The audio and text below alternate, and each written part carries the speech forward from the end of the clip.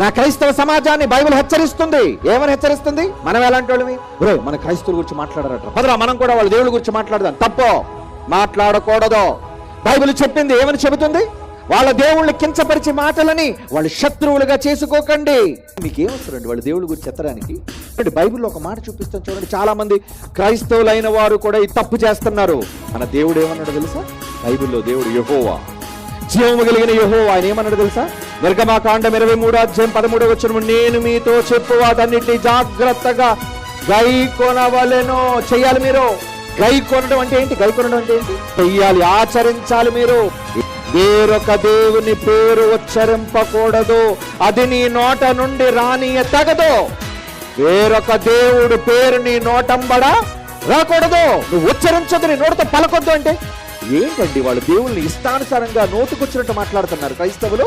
Bible మీద నీకు గౌరవం ఉందా అంటే బైబిల్ అంటే గౌరవం లేదన్నమాట.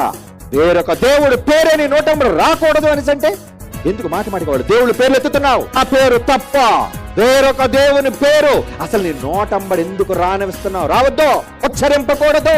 అది మీ నోట నుండి రా తగదు. నీ భార్య, తాళి కట్టిన భార్య ఎవరి నామస్మరణ చేయలే రాత్రిపూట ఒకళ్ళు నువ్వు నీ పేరు అంటే బాగుంది, సురేష్ సురేష్ అంటుంది అనుకోండి, ఏం చేస్తావు? పడేలు మనం ఒకటి ఏమే ఎవరిని కలవరుస్తున్నావు? సభ్యతేనా? అది సంస్కారమేనా? ఒక దేవుణ్ణి నమ్మని నువ్వు యేసుక్రీస్తుని సొంత రక్షకుడిగా అంగీకరిస్తే, ఆయన తండ్రి అయిన యెహోవా జీవము కలిగిన దేవుడని నువ్వు నమ్మితే వేరొక దేవుడు పేరెందుకు నువ్వు అంటున్నావు?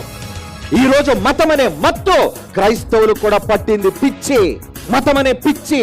ఎవరో దేవుళ్ళు తప్పు పట్టి నీ దేవుడు గొప్పతనాన్ని చెప్పుకోవాల్సిన కర్మ బైబిల్కి లేదో.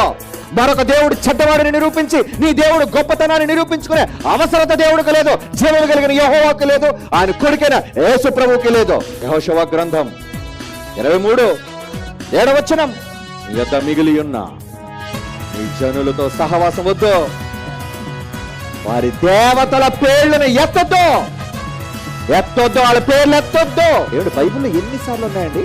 ఎందుకర్రా క్రైస్తవ సోదరులారా బోధకులను చెప్పుకుంటున్నారు? మాకు వాక్యం తెలుసని చెప్పుకొని పదే పదే వాళ్ళ దేవుళ్ళను గురించి, దేవతలను గురించి ఎత్తొద్దు అని దేవుడు కఠినంగా చెప్పినా ఎత్తుతున్నారు. అందుకే మతం అనే మత్తులో మీరు రెచ్చిపోతున్నారు, వాళ్ళు రెచ్చిపోతున్నారు. ఇరు వర్గాలు కొట్టుకు చచ్చిపోతున్నారు. ఆపండి, దేశం చెడిపోతుంది. నా భారతదేశం చెడిపోతుంది.